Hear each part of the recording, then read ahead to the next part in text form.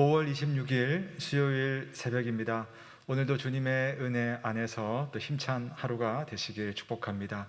다 함께 사도신경으로 우리의 신앙을 고백하겠습니다. 나는 전능하신 아버지 하나님, 천지의 창조주를 믿습니다. 나는 그의 유일하신 아들 우리 주 예수 그리스도를 믿습니다.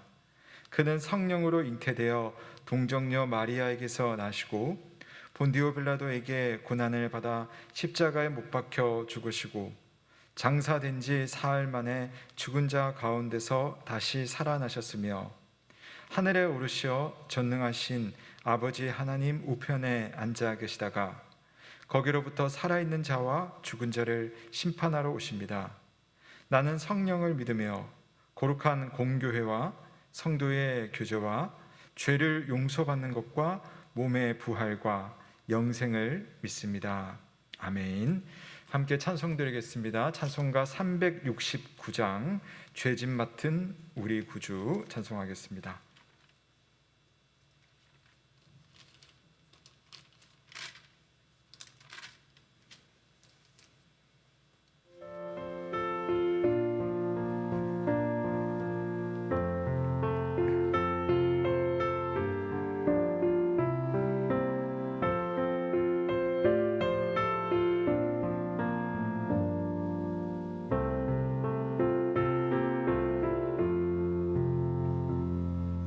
죄짐 맡은 우리 구주 어찌 좋은 친구인지 걱정 근심 무거운 짐 우리 주께 맡기세. 주께 고함 없는 고로 받지 못하네. 사람들이 어찌하여 아랠 줄을 모를까. 시험 모든 괴로움 없는 사람 누군가 부질없이 나신 말고 기도드려 아뢰세. 이런 진실하신 친구 찾아볼 수 있을까. 우리 약함하시오니 어찌 아니하를까.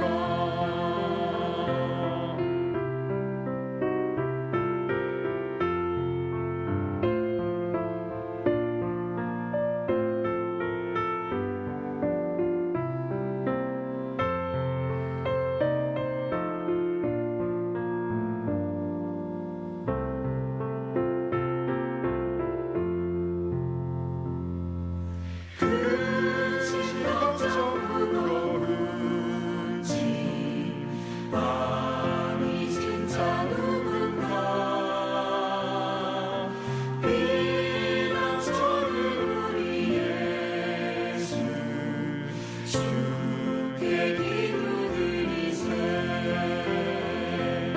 세상 친구 멸시하고 너를 조롱하여도 예수 품에 안기어서 참된 위로받겠네. 아멘.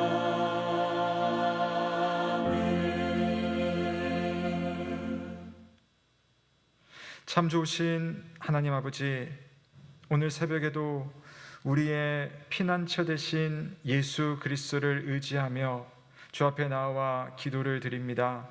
이런저런 삶의 여정 속에서 하나님 우리의 피난처가 있음을 알고 또 그 피난처가 완전하며 또한 은혜롭다는 사실을 생각하며 우리는 오늘도 힘을 내어 또 힘차게 살아가길 원합니다. 하나님, 오늘 이 아침 주님 앞에 소중한 기도 제목을 가지고 나온 주의 백성들의 기도의 내용을 들으시고, 우리의 입술은 어린아이와 같이 연약한 입술이지만 그 입술의 기도를 들으시는 하나님께서는 가장 선하시고 완전한 모습으로 우리의 기도에 응답하심을 믿사오니, 오늘도 힘있게 기도하고 주님을 신뢰하고 믿음으로 살아갈 수 있는 우리가 되게 하여 주옵소서. 인간적인 여러 생각들, 감정들이 들 때마다 그 감정의 향방을 따라 살지 말게 하시고, 예수 그리스도 안에서 누릴 수 있는 참된 평강 가운데서 믿음의 삶을 살며 은혜의 삶을 살며 하나님의 형상다운 오늘 하루 삶을 살 수 있도록 우리 흩어진 모든 성도들에게 힘을 더하여 주옵소서. 혹 우리 가운데 여러 상황 속에 주님의 특별한 돌보심이 필요한 가정들이 있다면, 하나님께서 보이지 않는 중에 베푸시는 하나님의 그 놀라운 손길로 우리 성도들의 삶을 지키시고 보호하시고 회복케 하여 주옵소서. 오늘도 말씀을 묵상하며 기도합니다. 하나님, 우리 가운데 함께 하시길 간절히 바라오며 예수 그리스도의 이름으로 기도드립니다. 아멘.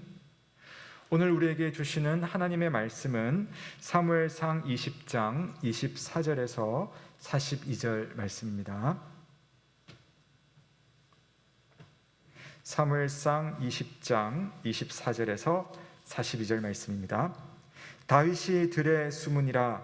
초하루가 되매 왕이 앉아 음식을 먹을 때에 왕은 평시와 같이 벽 곁 자기 자리에 앉아 있고, 요나단은 서 있고, 아브넬은 사울 곁에 앉아 있고, 다윗의 자리는 비었더라.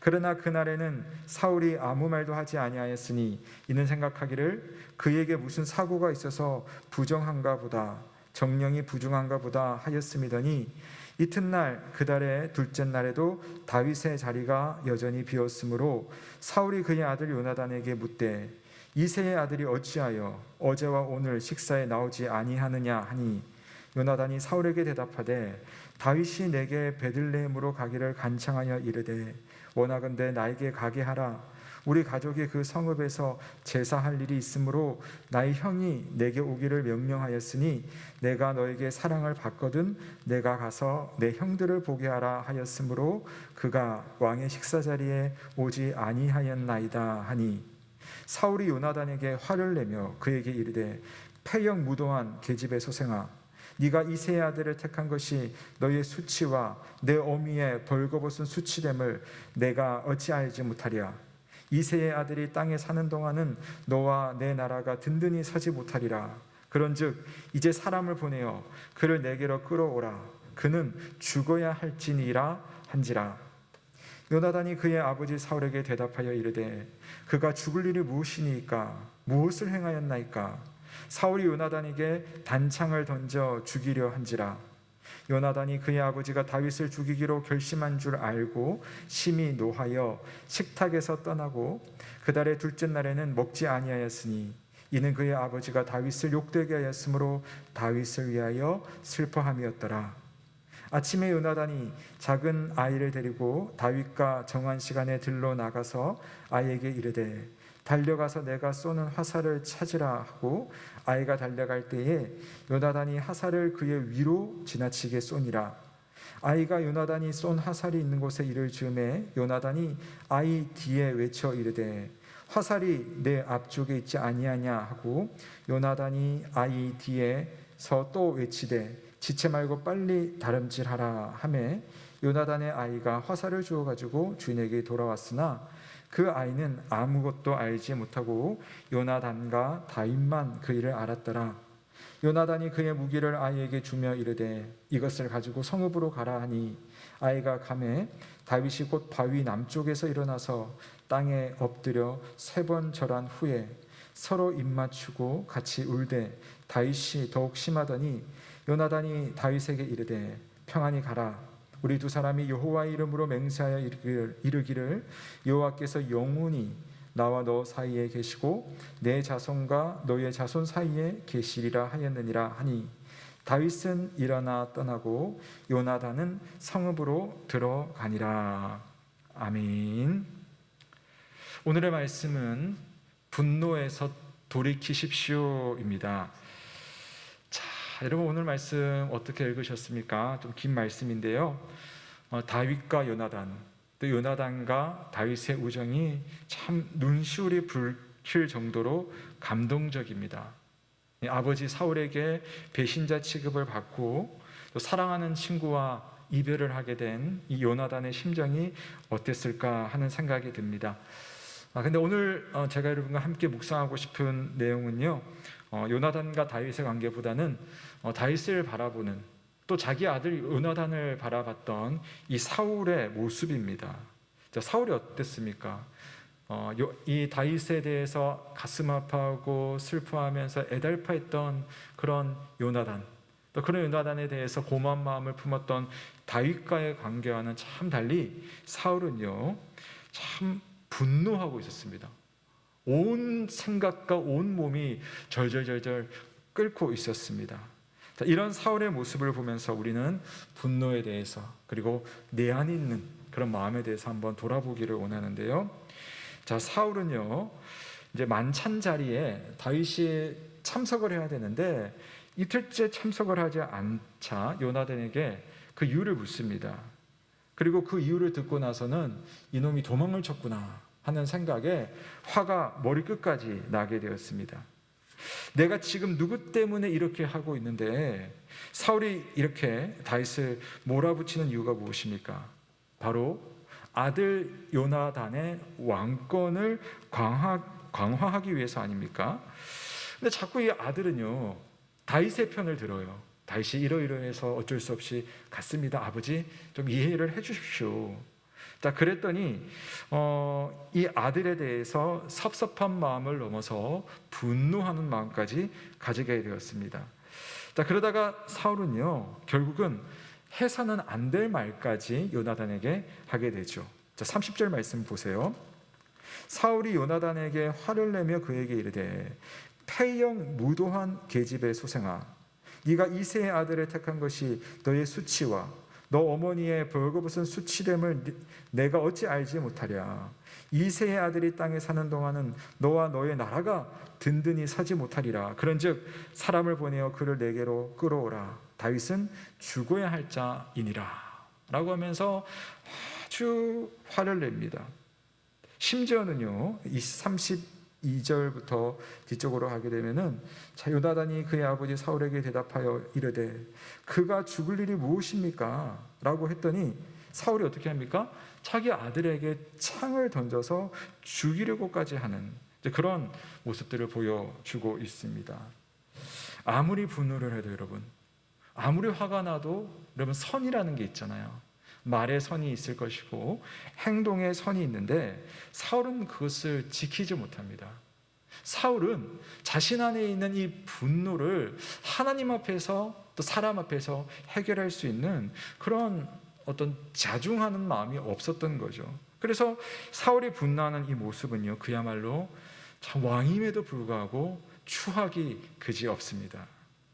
오늘의 말씀은 분노에서 돌이키십시오입니다. 사울의 이 광기 어린 분노는 다윗을 넘어서 자기 아들 요나단에게까지 미치고 있습니다. 사실 요나단을 위해서 이렇게까지 하면서도 요나단을 죽이기까지 하려는 이런 어떤 이상한 상황들, 분노하는 사울의 이 추한 모습, 여러분, 우리가 살면서 어떤 일에 대해서 정의롭게 분노를 하고 또 거룩하게 분노를 하게 될 때는 그게 참 멋지고 감동적일 때가 참 많습니다. 하지만 그런 것 없이 밑도 끝도 없이 그저 화내고 분노하고 사람을 괴롭히고 또 사람을 해하려고 하는 것은 흉한 모습일 뿐입니다. 이렇게 사울이 분노하니까요, 여러분, 자연스럽게 왕의 권위가 추락할 수밖에 없는 거죠. 정의로운 분노가 아니었어요. 거룩한 분노가 아니었어요. 그냥 감정을 주체하지 못하는, 하나님 보시기에 너무나 추한 분노를 했을 때 자신의 권위까지 떨어지는 겁니다. 주변 사람들은 점점 떠나갈 것이고 사람들은 이런 사울의 말 앞에서는 예의할지라도 마음으로는 순복하지 못하게 되는 거죠. 분노라고 하는 것은 공동체와 가족까지도 파괴할 수 있습니다. 하지만 안타까운 것은 내가 이렇게 분노하면서 내 분노를 태우는 생각만 할 뿐이지 이 분노 때문에 내가 얼마나 망해가고 있는지를 잘 판단하지 못한다는 점입니다. 결국 자기를 파괴하는 거죠. 이런 사울의 모습이 내게는 없는지 한번 돌아보면 좋겠습니다. 더욱 자기를 살펴서 나는 오늘 혹시 분노에 불타고 있지 않은가? 분노하는 마음은 누구에게나 들 수 있습니다. 그러나 이 분노가 하나님으로부터 오는 거룩한 분노이며 또 하나님 보시기에 우리가 마땅히 해야 되는 분노인지, 아니면 하나님께서 미워하시며 사탄이 우리의 마음을 자꾸만 건드리는 그런 분노는 아닌지 잘 분별할 수 있는 우리가 되었으면 좋겠습니다. 악한 분노는 분명히 죄입니다. 그리고 악한 분노로 인하여서 내 주변이 불타오르고 나까지도 불타오를 수 있다는 사실을 우리는 명심해야 될 것입니다. 사랑하는 여러분, 우리 안에 불쑥불쑥 올라오는 악한 분노를 주님 안에서 다 정리를 하시고 주님이 우리를 어떻게 대하셨을까? 주님이 사람을 어떻게 대하셨을까? 함께 생각하며 예수 그리스도의 평강으로 주님의 나라, 주님의 사람 대하심을 배울 수 있고 또 그렇게 오늘 하루 사람을 만날 수 있는 저와 여러분 되시길 주님의 이름으로 축원합니다. 아멘. 우리 함께 공동 기도를 드리겠습니다. 오늘 이 시간 기도할 때 하나님, 내 안에도 또 지금 요즘 내 상황 속에 불쑥불쑥 화가 나는 상황들이 있습니다. 이런 악한 분노를 버리게 하시고 예수 그리스도의 평강으로 타인을 대할 수 있는 그런 모습이 되게 하여 주옵소서. 오늘 하루 내 입술, 내 눈빛, 내 손과 발에서 주님의 평화가 있게 하여 주옵소서. 함께 기도하며 주님 앞에 나아가겠습니다.